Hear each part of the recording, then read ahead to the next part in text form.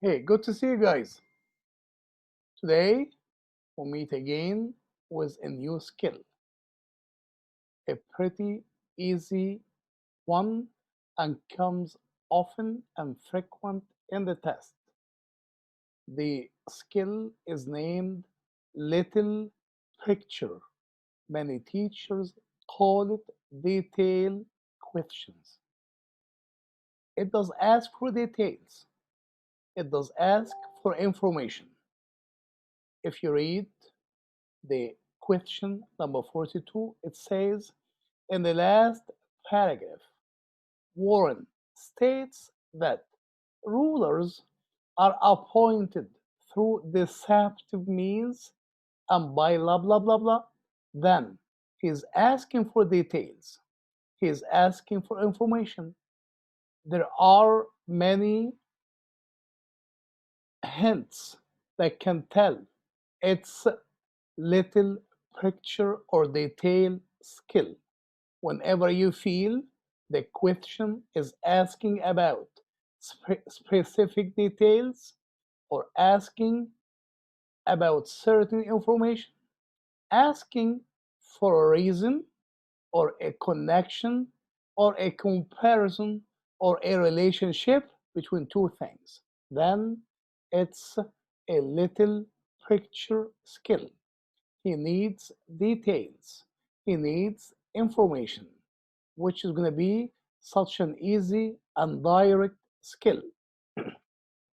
The frequency of this skill in the whole section is at least 7 times per section.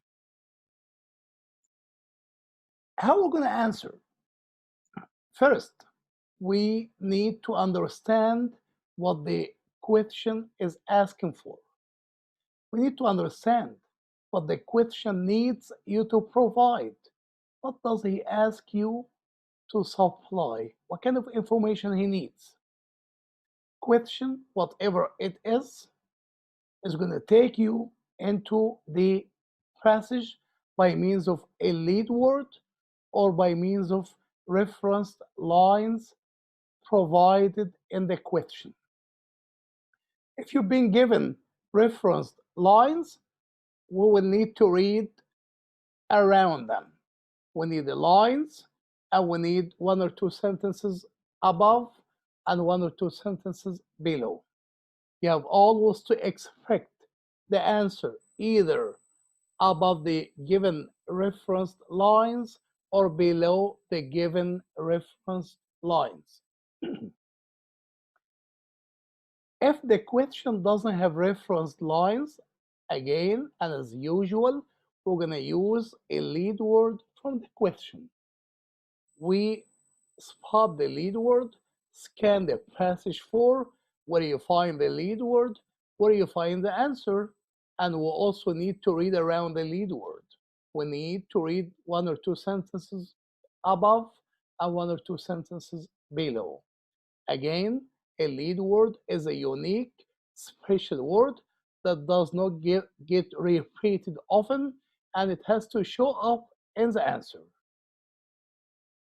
Reading the citation, the area around the portion around the lead word or the portion around the referenced lines, we pick the claim and extract the tone. We have to understand the claim, what they talk about, and we have to come up with the tone of that claim. And then it will be time to pick up the answer choice. Now we'll go through the answer choices one by one. We choose the answer choice with these qualifications. Correct answer choice, number one, has to have a direct support in the referenced lines or the citation you read. Number two, has to be consistent with the tone of the citation or the referenced lines you read. Number three, no more, no less. Should not add any extra information, should not leave any information uncovered. Number four, has to be free of extreme words. unless they are needed. When the claim is extreme, the answer choice should be extreme. Correct answer choice should be consistent with the tone of the referenced lines you read. Let's see an example. Here is an example from March 2020 USA QAS SAT test. Question says, when the author refers to certain studies, he's been describing studies as classic. Look at the word, it is shown in quotation marks. In line 22, it gives us referenced lines, and in line 54, so we have to go and read the spot or the portion around line 22 and around line 54. She most nearly means that studies are. He needs to he needs you to provide information about the studies of being described as classic. Why did he describe the studies of being classic in lines 22 and lines 54? Here, we're not going to look at the answer choices. We're going to go to the spots he mentioned. We will need to read around line 22 and we will need to read around line 54. Reading around line 22, where we spot the word classic in line 22, let us read from line 20, starting from line 20. And of particular interest here, these seemingly irrelevant features often involve space. In one classic study, Mike Tucker and Rob Ellis at the University of Plymouth asked subjects to judge whether items were upside down or right side down. The In line 22, it says, in one classic study. The study is being described as classic. Classic means it's an authorized study. It's a known study. It's a well-regarded study. It's a well-respected study. It's a study that got a full consensus agreement. It's a study that most of the scientists are having a full agreement on. It's a study that everybody is considering as authorized. Okay? Again, we're going to go to read around the spot around line 54. Another classic illustration of a seemingly unnecessary connection between space and cognition comes from a mental rotation experiments. In one early study, Roger Shepard and Jacqueline Misler presented subjects with drawings of blocks of various shapes. He said, another classic illustration. Again, the word classic means well respected, well regarded. It means authorized. It means got a full agreement. So the claim is positive, and it does talk about studies that scientists are having agreements on and they are considered perfect and authorized. Let us walk through the answer choices. Choice A, it says simple. It did not describe the study of being simple. He did not say simple. And understated means weak or means diminished. Weak, it is a negative tone. It provides a negative tone, which is wrong. Understated is providing a negative tone in their design. And he did not talk about the design of the studies. So we got 3 mistakes in choice A. Choice A is eliminated. Choice B, based on antiquated ways of thinking. Antiquated means old, antique, obsolete, and the studies have not been described of being antiquated. Then it's a wrong adjective, and choice B is eliminated. Choice C, frequently performed. Frequently, he talks about frequency, how many times it has been performed. Classic doesn't have anything to do with frequency. When the start is being described of being classic, it did not mean the frequency and or how many times it has been performed. Then frequency is not a correct word or correct description or correct adverb of the study. By other researchers, there is no way that he talked about other researchers. Then choice C is eliminated. Choice D, that seems to be correct. Long established. Long established means well respected, well regarded. It means authorized. It means it got a full agreement. And well regarded, it got the same meaning as long established in the field. Then the choice D is matching the description of the study that has been supplied in the portion around lines 22 and around lines 54. Then choice D is a correct choice. That we have another example in here from March 2020 USA QAS SAT test. Question number 23. Let's go through. It says the passage indicates that burrowing in mud, burrowing means digging in mud, to dig. Burrowing in mud may benefit, then it requires a positive answer. Then the question requires a positive answer.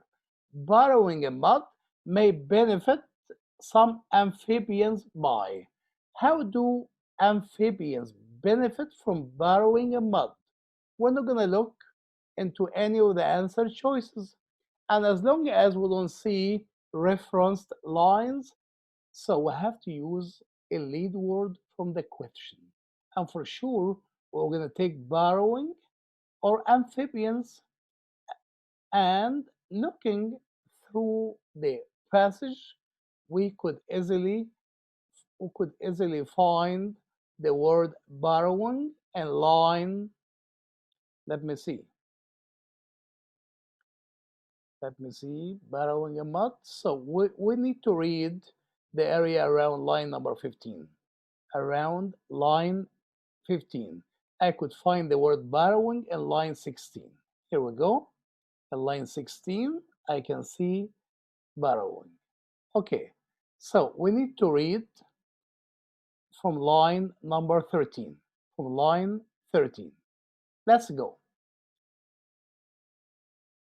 It says, line number 13, of course, like most creatures living under the sun, amphibians, and here is another key word, another lead word, amphibians, in line number 14, and burrowing in line number 16. So we did fine. Of course, like most creatures living under the sun, amphibians are well defended against UVB, ultraviolet radiation, are well defended. Don't forget that. Amphibians are well defended against UVB radiation.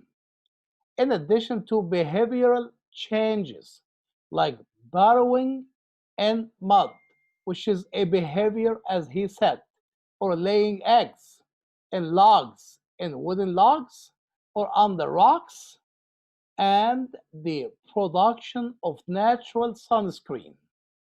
Production of natural sunscreen.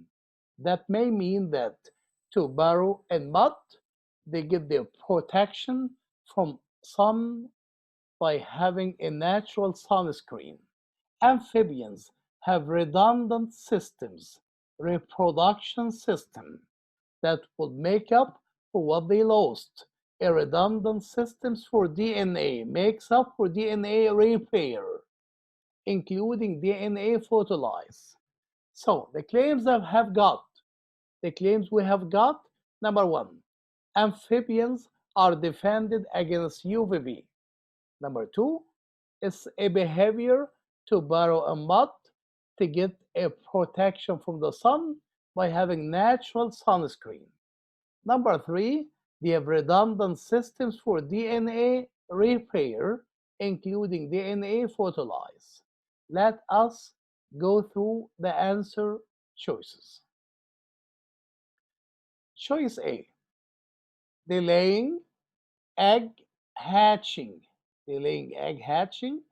He did say that laying eggs, like burrowing a mud or laying eggs, but he did not say delay.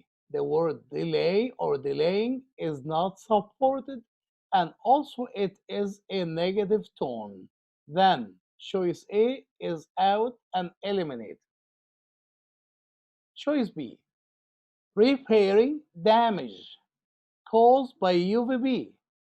If you go to the last two lines, it says have redundant system of DNA repair. Then the repair is related to DNA and not UVB. He's trying to confuse you. So the repair has something to do with DNA and not UVB. Then choice B is out and eliminated. Choice D, reducing their need to produce sunscreen. He did not say that. He said burrowing in mud or laying eggs in logs or under rocks and the production of natural sunscreens. It means they're producing natural sunscreen. And D says reducing their need to produce sunscreen, which is contrary to fact. It goes against the fact in the lines. Then choice D is out and eliminated. Choice C has to be correct. It says limiting their exposure to sunlight. Yes, in line number 16. It says burrowing in mud or laying eggs in logs or under rocks and the production of natural sunscreen. And this is matching C, limiting their exposure to sunlight because they're getting away from the sun. They're providing natural sunscreen. When they burrow in mud, they get away from the sun. So they limit their exposure to sunlight by producing natural sunscreen. For this, choice C is a correct choice.